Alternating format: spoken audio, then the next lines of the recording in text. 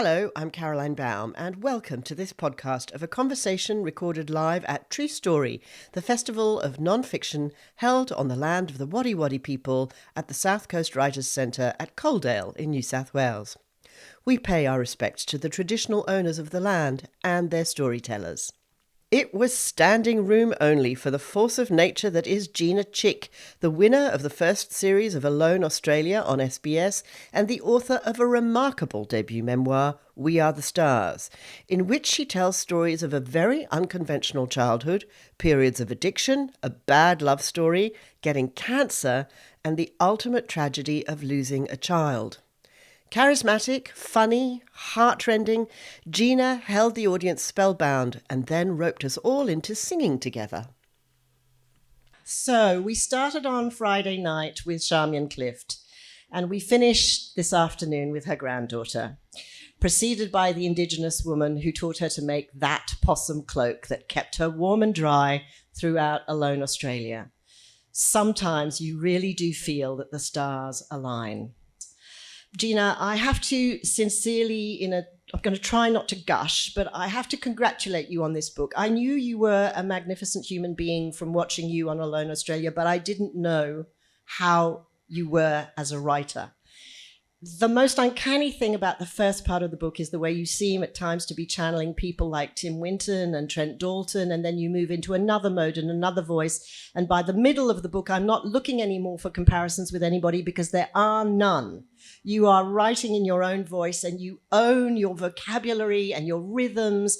And it is really a magical experience to read Gina and know that there are more books in her soul and that we will be treated to more of this for many years to come.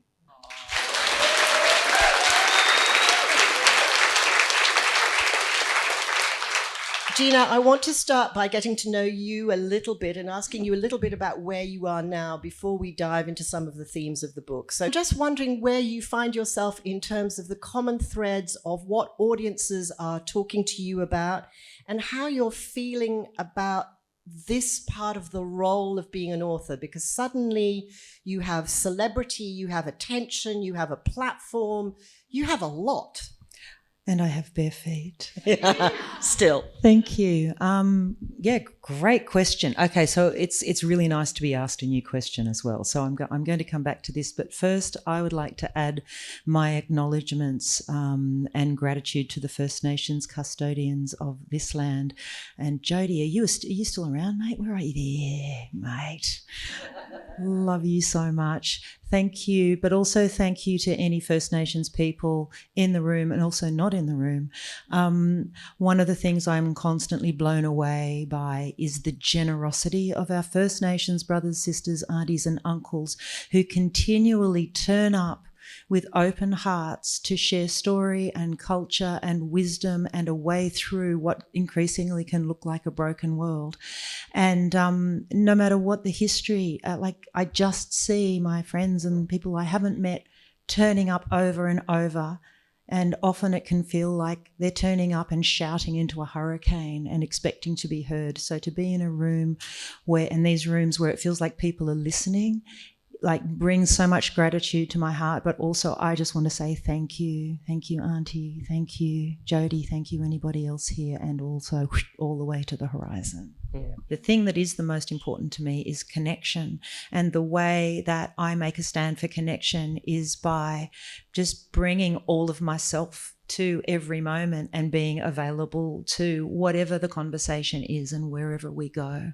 But sometimes I get to do it on my home dirt, and this feels like this country. You know, I grew up in Jervis Bay, but the whole South Coast is the country of my heart. Mm. Okay, so to answer your question, the common themes, how do you describe this bloody thing? Really? The common themes in this book are really about humanity. They are about the journey of a wisening heart and finding those archetypal threads that wind through all of our stories. So this isn't just my story. Like, it's finding threads where everyone can find parts of their own story, and the challenges that all of us face as we sort of like stagger and stumble and sometimes soar through life, learning our lessons and hopefully turning them inside out for blessings. It's about the loves and the losses. It's about connection. But it's also about play and about life and about community and about looking after each other, you know, finding our way in connection with ourselves and each other, with nature and with something greater than us. So not much, really. Is that all? Yeah. Where and when did you write this book? How did you carve out the time and the space? Did you write in short bursts? Did you write in solitude? Can you give us a sort of an idea of how the book actually came into being and was born? You're going to hate me. I wrote this in about 6 weeks. Yeah. I know. I'm sorry. I mean, the next one's definitely not going to be like that. This one was kicking its way out. So after I got out from Alone, this weird thing happened. And as Gretel says, the interesting thing for me about Alone isn't that I won, although it is kind of interesting, you know, but it's how I won. And the way I describe it is that there was this jigsaw puzzle-shaped space in the zeitgeist that I fit into perfectly, and nobody knew it was there until I told my story. And it's not about me, it's about the story. And the story is about connection. It's about being in harmony with nature. It's about the things that our First Nations brothers and sisters have been shouting for as long as we've been, you know, white fellas have been around. Like, oi, here it is. But, you know, it's not often that we get to see someone who isn't Indigenous actually, you know, on the TV showing that in any way.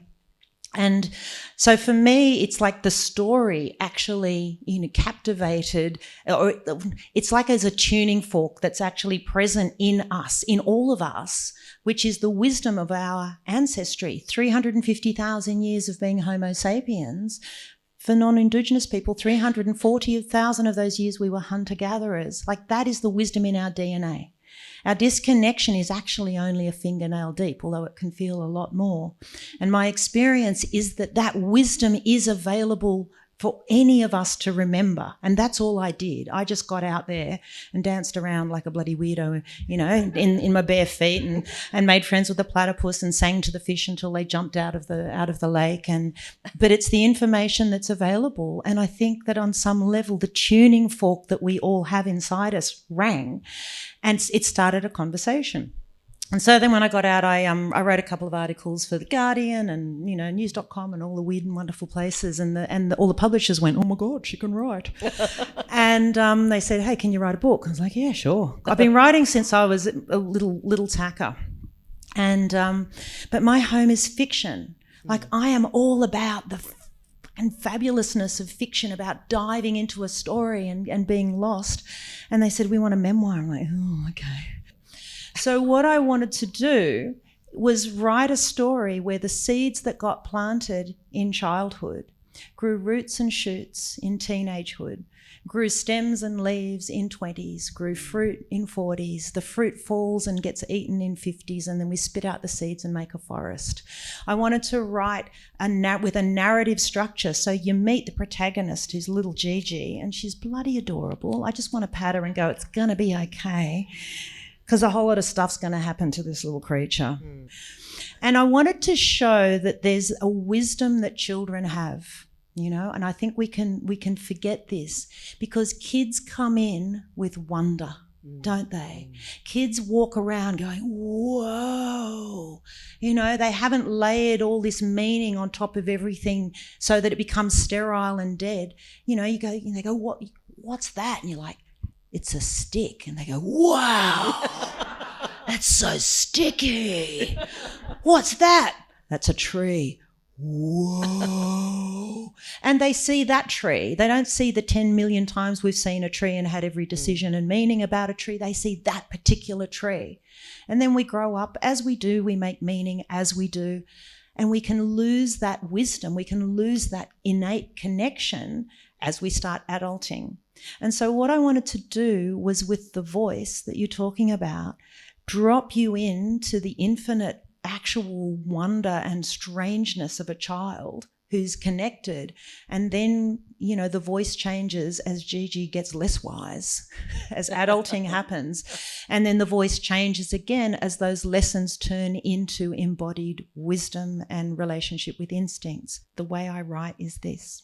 I stick my finger up and then it gets into the ether and it gets struck by lightning, and the lightning explodes me into about 10 billion pieces. And when I stick them all back together again, so there's something there.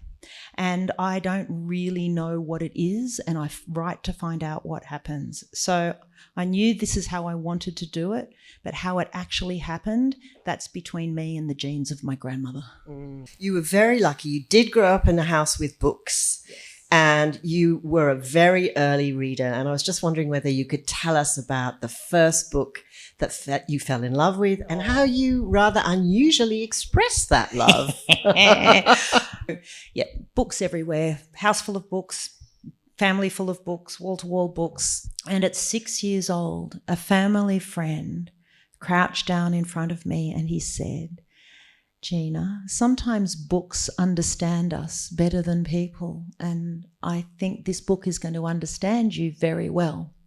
And he gave me The Jungle Book by Rudyard Kipling. And I opened it up and I smelt that old book smell, and it was like magic dust. And I started reading, and that thing happened that if you're in this room, you probably know as well. Have you ever had the experience when you start reading and it starts out being words on a page, and then at some point it stops being that and the world dissolves and suddenly you're somewhere else? You're in another world, you're in another land. It's just like, I don't know, like the alchemy of that. I experienced that for the first time at 6. And suddenly I was in a jungle and I could smell it and I could taste it and I could feel it. And there was this boy who got brought up by wolves, which was the best thing ever. And he had a friend who was a panther and another one who was a bear. And it was, oh my God, it just made so much sense. And I wanted to take this story. And Mowgli, my first friend, I was like, that's a person I can understand. Like, that's that one, that wolf boy. And I wanted to take him inside me so he could never leave. And so that story could never leave. And so I can deeply remember this, taking one of the pages and taking a corner and just tearing off that corner and eating it. And then doing it again. And then doing it again, and then doing it again. And I have never stopped eating my books. I have consumed the characters of, I can't even tell you how many books to take those characters in, and I can probably say that right now I'm about 80% paper. Now, apart from growing up with books, one of the things that really struck me about your childhood that stood you in such great stead for the life journey that you have gone on is that you seem to me to have grown up without fear. And I'm just wondering whether you could talk a little bit about that, and whether you think that that was a conscious, deliberate thing that was a part of the parenting that you got, or whether you think that that's just you in the sense that Dougie, for example, did not have the ability to feel pain. You don't really have that much. And so if you don't feel pain, does that mean you don't feel fear? So my mum is adopted. So mum, because for her the world is a dangerous and scary place. The first thing that little Susie felt was her mum leaving her, you know. So for her, you know, and my mum is that person where the piano is probably about to fall on my head right now. Whereas Dougie is the opposite. Dougie thinks the world is an amazing place where everything is always going to be okay, no matter what. It's all going to be okay. Plus, he doesn't feel pain. So he takes risks with his body and other people's bodies who he's in charge of because it's going to be fine, you know. So he'd stagger in with bits of himself hanging off and go, just super glue it back together. And I can remember Mum hiding under the doona upstairs in the top bedroom of our pretty much 3-story house while us 3 girls jumped off the roof and Dougie caught us. Mostly, you know, but it was soft landings. He'd fling us into somewhere that we could land that was soft. And this is my dad. Now, I I think that probably my sort of essential personality is the risk taker. I think it probably comes genetically as well. But can I read something? I'd love to take you on a little ride with Dougie. Do you want to come and just experience? Oh my goodness. Experience life with Dougie. All right. The family car is a 15-seat minivan. I think I'm 10. The family car is a 15-seat minivan.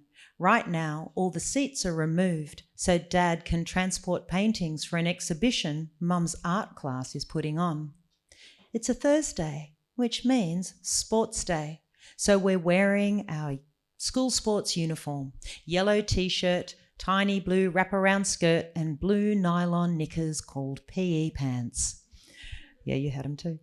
While we wait for Dad to do boring grown-up art things, we kick off our sneakers and balance on the fences outside the exhibition hall. There are crocodiles in the quicksand, and if we fall off, they'll eat us or we'll just drown. Dad takes ages.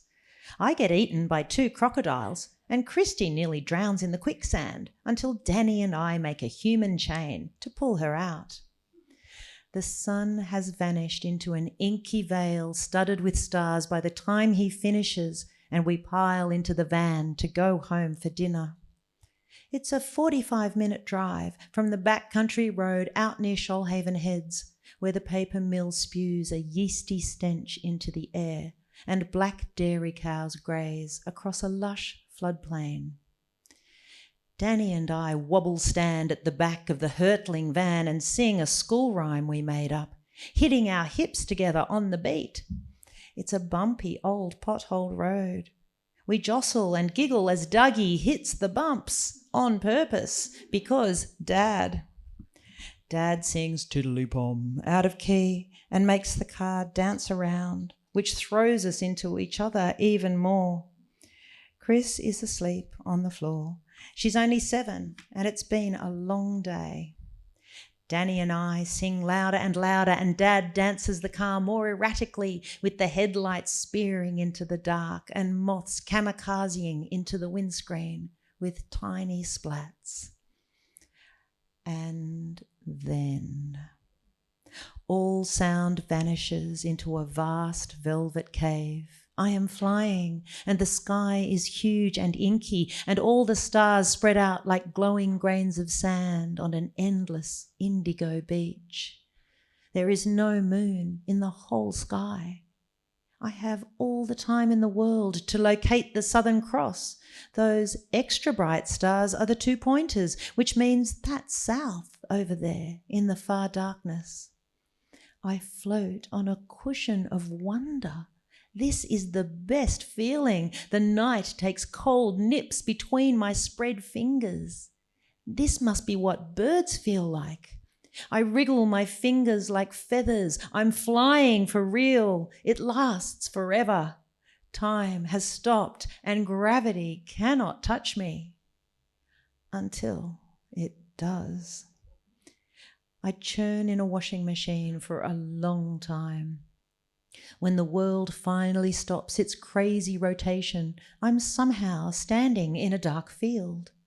A distant sound like a whistling kettle gets louder, and now it's screaming. It's Danny. I hear another sound and it's me screaming with her. We've fallen out of the car in the middle of nowhere. I wasn't flying, I was falling. 2 red tail lights disappear around a bend. Forever was actually only a few seconds. Dad mustn't have noticed we've fallen out. Danny, get up. I pull her upright. Dad's gone home without us. We're going to have to walk. Dad's gone? Come on, we have to walk home. We're 40 kilometres away, but that's not important. I'm determined to get my sister home. And if you want to find out what happens, you're going to have to read the book.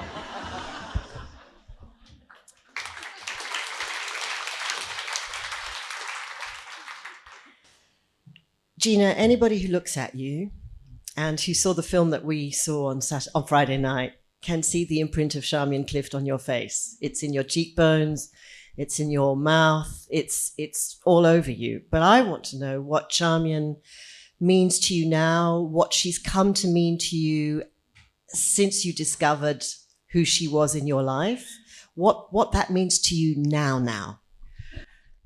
Great question. So finding out about Charmian, like Mum's adopted, and we used to fantasize, like, oh, your mum's someone famous, like she's a famous ballet dancer because Mum had these legs, or your mum's a famous opera singer because Mum had one of those voices with the wobble, and so we'd fantasize that Mum's mum was someone famous, and then the adoption laws changed, and we found out when I was in my early 20s that Mum's mother was Charmian Clift, with everything that goes along with that.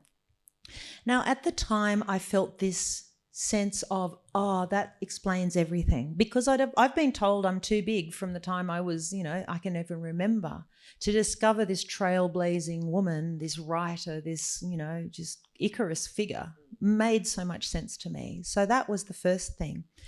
But then I did not investigate Charmian at all. I haven't really read Charmian Clift.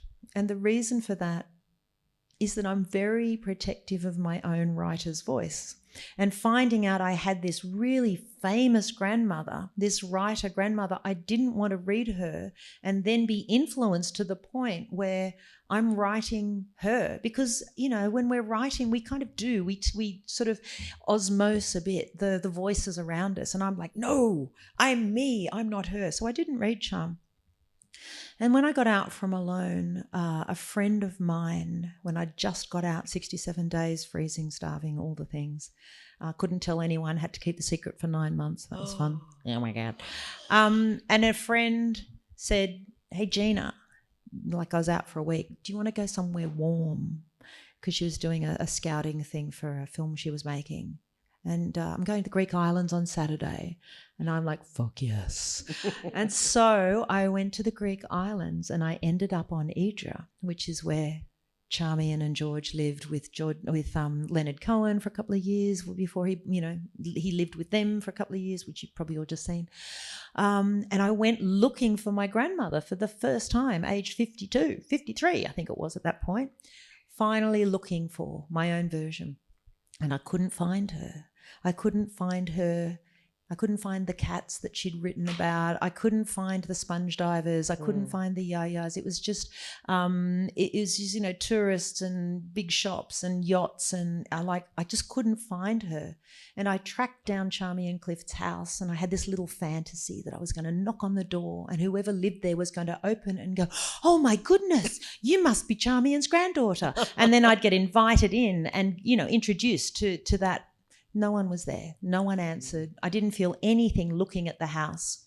But around the corner is a taverna, and that taverna has olive trees with white painted trunks, and one of those white painted trunks was the site of a series of photos of Leonard Cohen and Charmian with her head on his shoulder and him, singing probably Bird on a Wire. And as soon as I saw that olive tree, that I burst into tears, and I had my guitar with me and I sat with my back against that very same tree and I sang a song, and I saw my grandmother in my heart dancing around with the ghost of my daughter also dancing around, and I was the living conduit between the two. And so I feel like I met Charmian and brought her into myself, and then exactly a year later, I started writing my book and stuck my finger up into the lightning, and I swear that she was the one that threw the lightning back. Yeah, that makes sense. Thank you for sharing that story. That's really beautiful. Not in the book. You're getting the exclusives. One of the things that recurs throughout the book as a motif, if you like, is the idea of saying yes. And when you say yes, you have to, according to the laws of Gina Chick, you have to be saying yes to all of it. And I was just wondering whether you could tell us a little bit about what saying yes means to you. One of the things that I've learned in my life is how to be with capital R reality. Now, capital R reality is the reality that's in front of us. It's not the reality that we think we deserve or is fair or that we should have. Capital R reality is actually just what is here right now. And in my experience of being a human and my experience of being around humans is we waste so much energy on the fantasies of the reality that we think we deserve or we should have. But when we're doing that, we're making choices that are based on a story. We're not making choices based on capital R reality. And I've been broken apart so thoroughly that the kind of nugget of wisdom that I've come to is that when we do say yes to the reality that's in front of us, there's nowhere left to fall. It's like, okay, I'm here. Whatever this is what I'm saying yes to, but now I am making choices that can have impact and action in the world. And for me, that capital R reality means whatever I feel in this moment. It doesn't mean like, oh, there's capital R reality, this horrible thing happened. Oh, I just have to accept it. This is going to be great. No, it means this sucks and I'm really pissed off about it. But I'm going to say yes to the fact that this exists and I'm pissed off about it rather than trying to fix it or make it better or whatever. It's like, this is how I feel. And so to be able to dance through life and to respond to whatever is happening with the, okay, what is real right now? This is the real. Can I say yes to it? Doesn't mean I have to like it, but can I say, yes, this is real? Yeah, I can. In this moment, yeah, I can. Yes, I can. Yes, I can. And by doing that, what I'm doing is I am actually saying yes to all of me and all of me in relation to all of this. And for me to do that, it's meant that I have been able to navigate some pretty gnarly stuff and create stepping stones through that where all of my choices can have consequences that are opening rather than closing. Does that make sense? Yeah. Gina, we're nearly out of time, but I want to ask you this. You now have a company called Unmet Friends, and when you were a child, you didn't know what a friend was. You had none at school. You were bullied. You were the oddball, too big, too everything. Now the whole world wants to be your friend, and I'm just wondering, how does your radar discern who's genuine and who just wants a piece of you? That's amazing. Okay. So the thing that happened with Alone is actually amazing because the tuning fork that rang meant that people didn't fall in love with a character from an actor. They fell in love with me and my ass that looked like two wombats fighting in a sack and nostril cam as I vomited for 7 minutes and dancing around in the moss and grieving my daughter next to the fire. Like they fell in love with this kind of normal person who's also a bit weird but real. They fell in love with real. And so what has happened is that like 5.5 million people, I think, watch it. It's enormous. And I reckon that, half of them have been having conversations with me in their heads ever since. And then they see me on the street. And it's like taking a finger off the pause button of that conversation. So people will just come up and they will just start having the conversation that they've been having in their heads that I have no idea about. And so I have to catch up. And so what I'll normally say is like, hi, what's your name? And they'll often go, oh yeah, you don't know that. I'm like, no, I don't. What's your name? So, Janet. Okay, would you like a hug, Janet? Oh, yeah. And so we have a hug. I mean, sometimes people don't want a hug, but usually they do. And in that hug, there is an entire conversation. In that hug, there is connection. In that hug is I see you and you see me and we're both in bodies figuring out this crazy thing called life that we're doing together. And there's something about the animal of our bodies connecting in that way that then when we pull out from the hug, they're not like freaking out anymore. And then we get to have a conversation, but it's clean and it's pure and it's real. And I suck at small talk. I am so bad at it. And the nature of these connections and the conversations everyone's been having in their heads is there's no small talk. So it's great. I'm like, great. Oh, you want to tell me about this thing that happened when you were 7? Great, let's go there. Okay. And so, or just how you've been touched or how you connect with nature. And so the connections that I'm making and the conversations I'm having are just real. They're so real. I have turned down another car ad just recently, beer ad.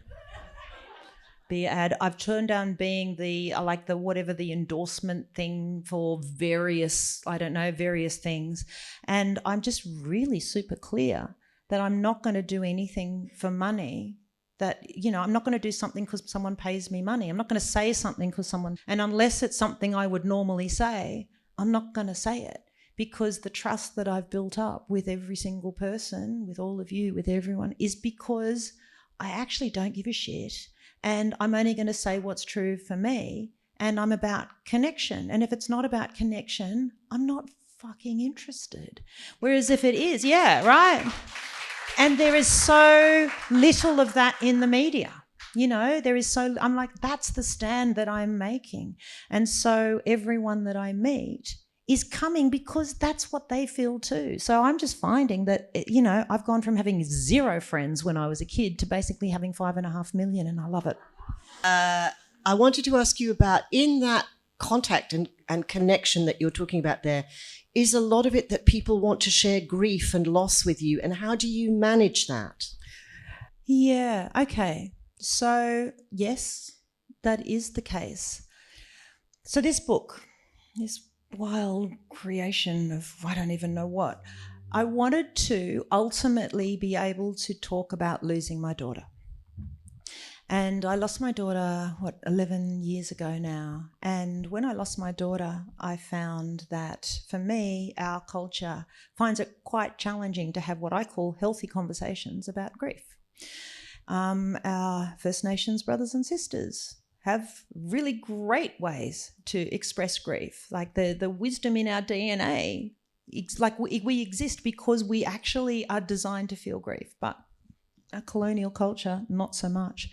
And so I found that in this huge thing, losing my daughter who was 3, people would say, I'm sorry for your loss. And which is a perfectly acceptable thing to say. It's the thing that we say when we don't know what to say. I found I'm sorry for your loss completely unsatisfying. I wanted more. I wanted to be able, because by this point, the capital R reality meant I have been to the bottom and the depths and the pits and the this and the that. And I'm like, okay, I'm in this thing. I'm sure there's more than I'm sorry for your loss here.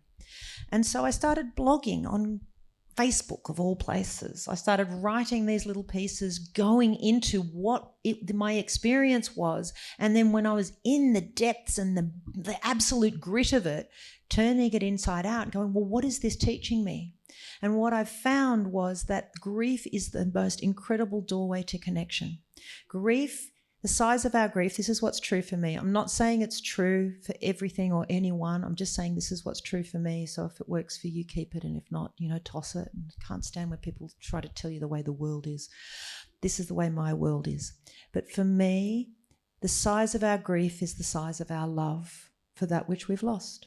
What we feel is the size of our heart. That's what the pain is. It's like, that's how big my heart is.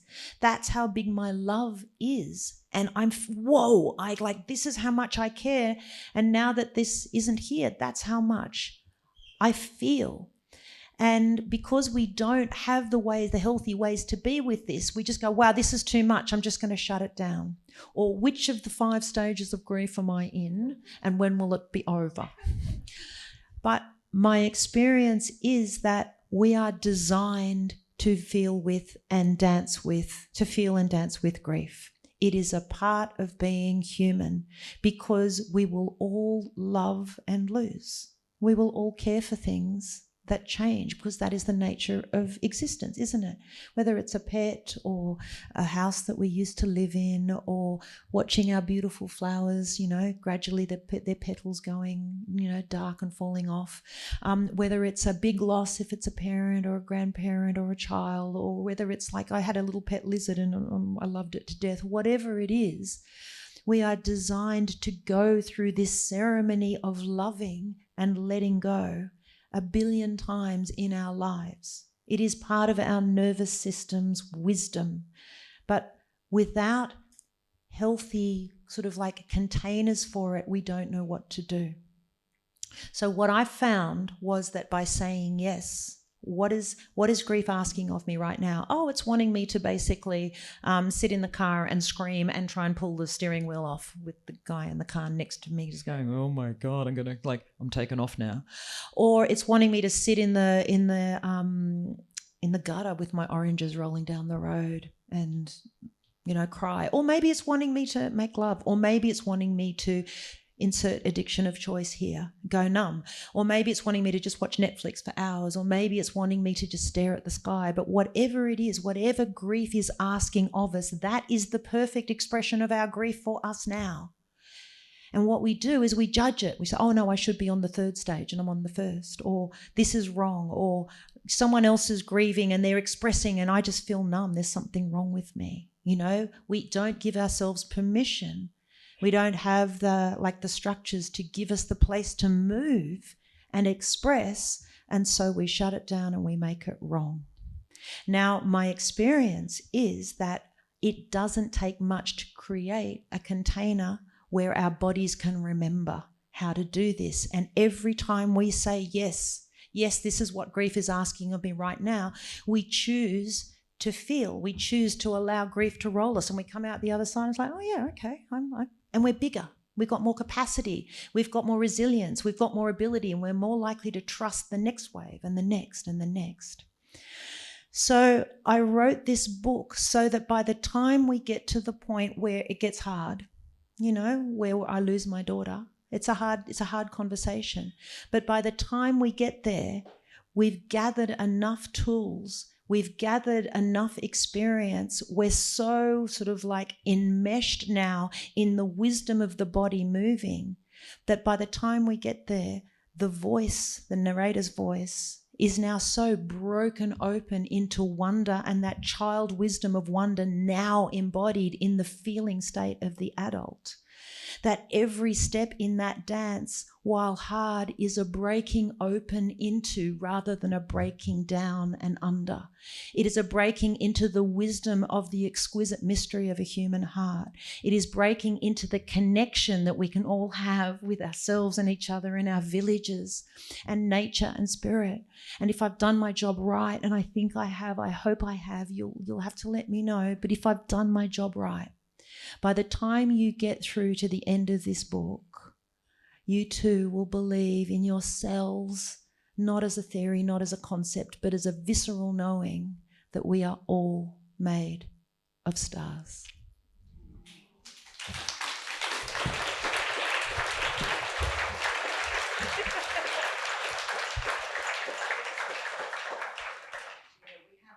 Have come to the end of our time together, and all I can say is thank you for enlarging our hearts this afternoon.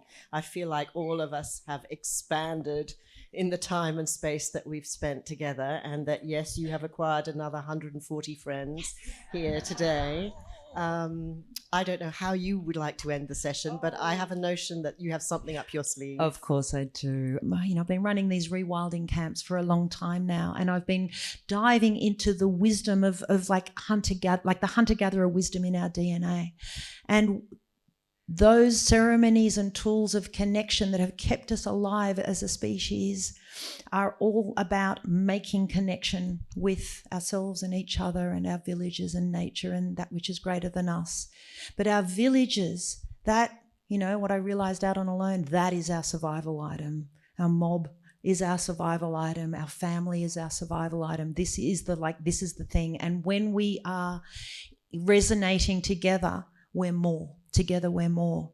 Now, the fastest way that I have found to initiate a visceral, true experience of that connection that is transformative in a very short period of time is when we sing together.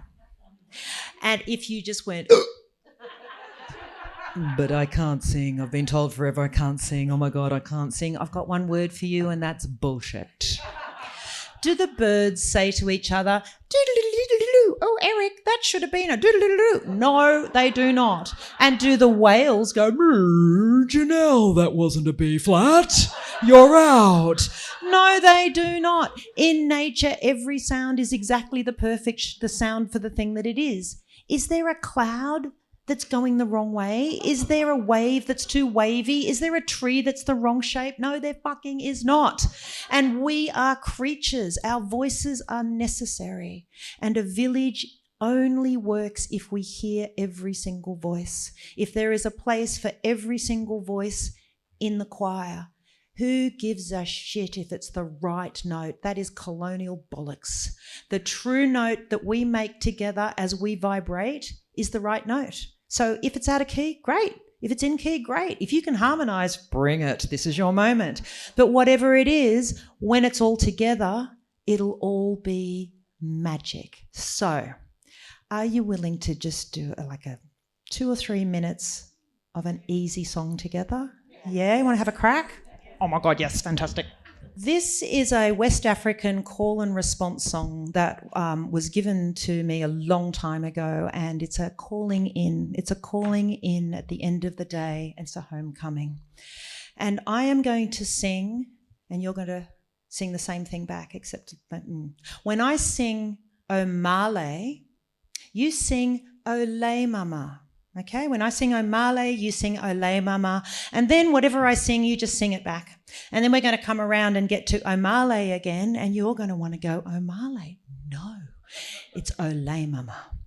And if you're a harmonizer, this is your moment, absolutely. And whatever your voice is, however quiet, however weird, however strange, however, whatever it is, we need all of you. We need your voice. So, shall we have a go? Let's go. Oh, Male, ole mama. Oh, Male, ole mama. Ole yo, ole yo, ole yo, ole yo, ole, ole, ole, oh mama. Ole, ole, ole, oh mama. Ole, ole, ole, oh mama. Ole, ole, ole, oh mama. Oh, Male, ole mama, oh, Male, ole mama, ole yo, ole yo, ole yo, ole yo, ole, ole, ole, oh mama, ole, ole, ole, oh mama, ole, ole, ole, oh mama, ole, ole, ole, bigger. Oh, Male, ole mama, oh, Male, ole mama, ole yo, ole yo, ole yo, ole yo, ole, ole, ole, oh mama, ole, ole, ole, oh mama, ole, ole, ole, oh mama, ole, ole, biggest yet. Oh, Male, ole mama, oh, Male, ole mama, ole yo, ole yo, ole yo, ole yo, ole, ole, ole, oh mama, ole, ole, ole, oh mama, ole, ole, ole, oh mama, ole, ole, ole, oh mama.